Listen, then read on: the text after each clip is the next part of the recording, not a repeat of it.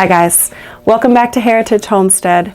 We are wrapping up the 2025 gardening season, which means we're also wrapping up a lot of our food preservation for the year. There's still a few projects that we're going to be pursuing in the fall, but most of what we're preserving for the year, most of the canning and the freezing and the curing and the drying has already been completed, and so I want to show you what we've done.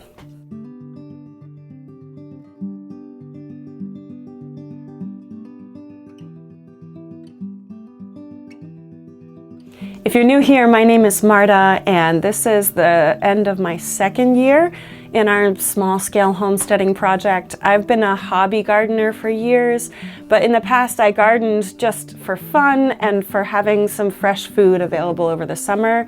Now I'm really gardening with the intention of cutting back on the food that we get from the grocery store, more food from our backyard, and also more food from local farmers. If you stick around to the end, I'm going to share with you an estimate of what percentage of my family's food now comes from our backyard. So let me show you what we've been up to. This year I water glassed eggs for the first time. Our chickens will continue laying over the winter, but it slows down for sure. So we had some extras over the summer, and I figured I'd set these aside to see us through in case things got lean over the winter. We haven't purchased eggs in the past year and a half since we've gotten chickens. It's been really nice. So this will hopefully see us through. We also over here have some peach wine, which I have to say came out pretty good this year. The fruit wine is John's project. I can't take credit for this. He brews it. And so this was last year's 2024's peaches from a local orchard. And this year we put on another batch of peach wine that we will bottle a year from now. So the 2025 peaches are in a carboy right now, fermenting and becoming wine. I really hadn't initially thought of this as food preservation. This was just a fun thing that John's done for a couple years. But it absolutely is. You know, for thousands of years, people have turned things into wine as a way of saving them. And I've come to value this more. I've always enjoyed drinking what he's made, but now I think of it as another way to set aside the best of a season. I love summer peaches, and this is another way to have summer peaches in the winter. And when he makes it, it's cleaner than anything I could buy at the store. There's no sulfites added to this. So I'm really grateful that John does this for us. The next shelf is my tomato shelf. Most of this is spaghetti sauce. I have a few crushed tomatoes here, tomato juice, tomato paste, that's from my mom, and a little bit of salsa. Most of our salsa is frozen. I brought you along for making this spaghetti sauce a couple weeks ago. It's hard to see maybe, but this is 5 jars deep. So for my family, this is a year's supply of spaghetti sauce. I don't think we'll be buying spaghetti sauce. I think this will see us through until next summer. That reminds me, I forgot to mention at the beginning of the video the size of my family. I have a family of 5. My kids are 6, 4, and 1. So they're pretty young at this point. All of a sudden, in the last few months, my 6-year-old has developed an almost adult appetite. She's eating similar amounts at dinner to what my husband and I eat. I guess it's a growth spurt. But for the most part, you know, we're feeding 5 people, but it's not like 5 adult appetites. I am realizing that my family's food needs as my kids grow are just going to change every year. And I hear from friends who have middle school aged kids and high school aged kids that it's gonna get more extreme. If you've ever raised a teenager, you can let me know if this is correct, but I hear the appetites can get crazy. So I'm realizing there's gonna be a lot of flexibility as I figure out how much food my family needs. I'm trying to mentally account for the fact that my kids are just gonna need to eat more and more. Down here on the next shelf, I've got potatoes. We have a lot of potatoes that we've cured, but I like to have some canned for throwing into soups. Here's corn. We've got some of that frozen, but also I like to have some canned chickpeas, beets. I'm the only one who eats those, so canning them in small amounts. This is sauerkraut. I love my peaches. They are my favorite fruit. And jalapenos. These are pickled. We use these for our Mexican nights. I only have 2 jars of these. I'm realizing how much the garden can vary from one season to the next. I put away a lot of jalapenos 2 years ago, and then I just didn't have a good pepper year this year. I planted them in a new bed. I don't think the soil was great. And so I have some strategies for more peppers next year, but I'm learning that this homesteading journey is not just endless upwards trajectory. There are times where you're gonna get better at something, and then there's times where something does worse. The garden's unpredictable, but that's okay. It's still worth learning. Down here on the bottom shelf, I've got pickles, dill, and bread and butter. My kids and husband are crazy about these. I definitely need to can more of them next year. They would eat a jar a day if I allowed it. Next year, I'm determined to double my cucumber yield because my family will tear through these. Here's apple butter, and here are our jams. I canned raspberry jam for the first time this year, and it's my new favorite. It is so delicious. There's blackberry jam. I did a lot of blackberry this year. Some of it's sweetened with maple syrup, some of it's sweetened with sugar because everybody has a preference in my family. Blueberry, peach whiskey jam, and regular peach jam. We used to go through about a jar of jam per week. That's definitely gone up lately. My kids are on a jam kick, and so it's turning into more like 2 jars a week. So for next year, I want to set a mental number of aiming for 100 jars of jam. I think it's possible. There is a bottom shelf down here that's empty, and I will be filling that with applesauce soon. In a couple weeks, I'm aiming to can about 40 quarts. But until then, I've got just our bulk dry goods here. So we have lentils, rice, oats, and beans. We buy these dry goods in bulk from Azure. Buying in bulk has made it possible to buy organic. We don't eat just organic as a family. That doesn't really fit within our budget, but I'm learning which ways do fit within our budget. I can buy lentils, beans, rice in bulk from Azure, and they work out to about the same price per unit that I would spend if I were buying, generic at Walmart. So I like that I don't have to remember to put these things on my grocery list. We just always keep them well stocked. And then also it makes it financially possible for us to eat some things organic. So that's it for the canning and the dry goods. Let me show you the deep freezer. It's on the other side of this room. It's actually not super full right now because I'm running low on meat. I need to restock, but I've got some of my garden produce here. This is our salsa. So I've got piles here that are 3 deep. You can see some of them mild plus, medium. I try to categorize by heat based on who we're feeding. And behind that are some frozen diced tomatoes. Down here, it's a little hard to see, but it's a box full of quart bags of frozen corn. I know some people have told me that cardboard shouldn't be in your freezer, that it off-gasses, but that's the system that's been working for us right now. Down here, I've got bags and bags of paste tomatoes. I've just been harvesting them and putting them straight in there after I core them. I can't decide if I want to turn them into tomato paste, pizza sauce, or ketchup. Maybe I can do 2 of those things. I don't think I can do all 3. I haven't made ketchup before. If you've made it and loved it, let me know.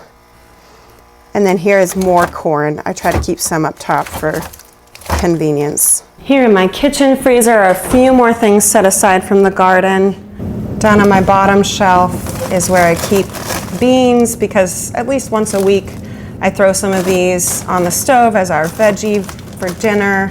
I try to have about 50 bags of beans so that we can eat 1 a week for the year. This is my fruit shelf. Most of this is not from our yard. We're still working on developing fruit trees, but stuff from local farmers. Keep it ready for smoothies. Here's another shelf of veggies ready for dinner. Most of it's beans, but I've got a few sugar peas somewhere in there. Here's my pesto shelf. I should not be preserving pesto in jars for the freezer.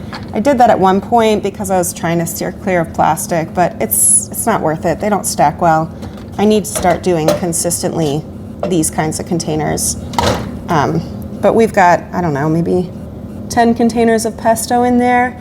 For us, that's a year's supply. We don't need it that often. Let me take you over to our root cellar, which is not a root cellar at all. I wish we had one.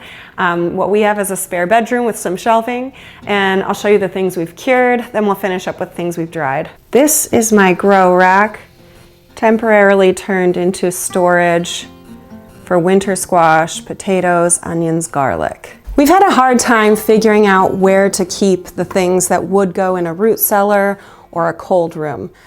We initially kept things in the laundry room because that's where we had space for this, but that room runs very damp. It was too damp. And then we've got our garage, but that freezes in the winter. So right now this stuff's in a spare room. Obviously too warm, but there's no perfect situation here. I think the winter squash will do well in here. They're cured, and I think they've got several months of life in them. The potatoes will probably start to sprout, and when they do, I'll then can them to make them last. Eventually, we're hoping to build a cold room somewhere, but we're just filling in gaps for now. So we've got butternut squash here, which makes me so happy. I love butternut squash. I've battled pests in the past, but this was a good year. Down here's more butternuts and a few pumpkins. Most of our pumpkins are outside for decor right now. So there are more pumpkins, we will eat them. They're just not on the shelf. This bin is onions and garlic. I have not cracked the code to brilliant onion harvests. I also used a lot of the onions on our spaghetti sauce. So we've got a month's supply of onions here, and then I'll have to buy those. Garlic has been a win for us. I haven't bought garlic, I think, in 2 years. We've had these big, beautiful German extra hardy bulbs. I love it. Down here on the bottom shelf are all the potatoes. It's a full bin of the red Norland. I'm realizing that these are the ones that are going to go bad first. They're already starting to sprout a bit, so they will need to be canned soon. Next to the red Norland are Eva potatoes. These have a longer shelf life, so I'm not so concerned for them. I'm glad that they will last me several months. A lot of these will probably become French fries and roasted potatoes. And over here are our sweet potatoes. This is my first year growing sweet potatoes. I definitely want to grow more next year. That's it for the root cellar. Last stop, dried herbs. This middle shelf has dried herbs and teas. On this side I have my teas. We drink a lot of mint tea throughout the winter, so this is my mint. I think it's apple mint in this jar. I grow apple mint and mojito mint. We've got lavender. It's a tiny amount, but just for whatever little project I want. Holy basil. It's an adaptogen. Great for a lot of different health purposes. Here's my chamomile. Isn't that just lovely? Chamomile is just so pretty. I love seeing all those tiny buds. It's amazing to me. I said this before, but just amazing to me how many little buds have to be harvested to make a cup of tea. It really makes me savor this tea. I don't drink chamomile tea in a distracted way. When I drink this, I pay attention to those sips because I worked for them. It's lovely, light and floral. And then this is new for me this year. This one also is just super beautiful. Calendula, I haven't grown before. I know some people make salves from calendula. I haven't actually fully done my research. So if you know of some great uses for calendula or have any favorite recipes, let me know. Over here I have some tinctures. This is echinacea that I filled to the top with vodka and let it steep for a couple months. This is mullein that I also filled with vodka and let it steep. So the echinacea is good for immune function. So we pour some off into these little medicine bottles and take a couple dropperfuls of this each day when we're not feeling well. And then the mullein's good for respiratory function. We have a couple people in my family dealing with asthma and allergies. So we also take that a couple times a day during season changes when breathing gets worse. This side's mostly herbs for cooking. Got celery leaves, more celery leaves. I tried a lot of that this year. Lovage, which also tastes like celery leaves. Boy, I'm losing track of things. I need to get better about labeling these. This is thyme, oregano. I went through a lot of this. This was full before we made our year's supply of spaghetti sauce, and then used a ton of it in there, which is great because that's what it's for. I think this is stevia. Yeah, I've had that for a little while now. This is new for me this year. Dried tomatoes. I am really looking forward to making like a creamy pasta sauce in the winter. These are so delicious. I have to hold myself back from snacking on them because they are definitely tasty enough for snacking. And I just love seeing the color on my shelf. I know I keep talking about the color of things, but it really does bring me joy to see these colorful things on my shelf. I'm sure I'm gonna make some kind of comfort food with this winter.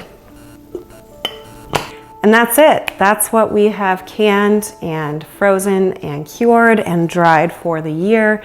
I'm really looking forward to just kind of hunkering down as it gets colder and living off of some of this food. And that brings me to the question that I posed at the beginning. How much of my family's diet does this food comprise? I've really been trying hard to pay attention lately at every meal that I make to what is coming from the garden, what's coming from local farmers, and what came from the grocery store. If I'm just counting the food from our yard, our gardens, and our chickens, I think we're at the point where about a quarter of what we eat is our own. If we took the chickens out, it would be a lot smaller because the reality is most people just don't live on vegetables. But with those chickens in there, we eat eggs every day. They are the best investment we made when it comes to more sustainable living. So chickens plus garden, we're eating about a quarter of that food every day. If you add in local farmers, because we get most of our meat from local farmers and our milk, I'd say about half of what we eat on a daily basis is from our yard or from a farmer that's close by, somebody I've met and consistently bought things from. So that's really encouraging to me, but I'm also humbled by realizing what big work this is. So I'd love to hear from you. If you grow and raise food, is it something that you find makes a dent in your grocery bill or not really? For my family, the next step is definitely raising some of our own animal protein. That is the biggest hole in our system right now. And I keep saying that we're on the cusp of getting meat rabbits, and it hasn't happened yet, but I'm hoping that we are on the cusp of it this time. We're trying to build slowly and intentionally and not overwhelm ourselves. So thanks for letting me share with you. I look forward to sharing more next week. Take care.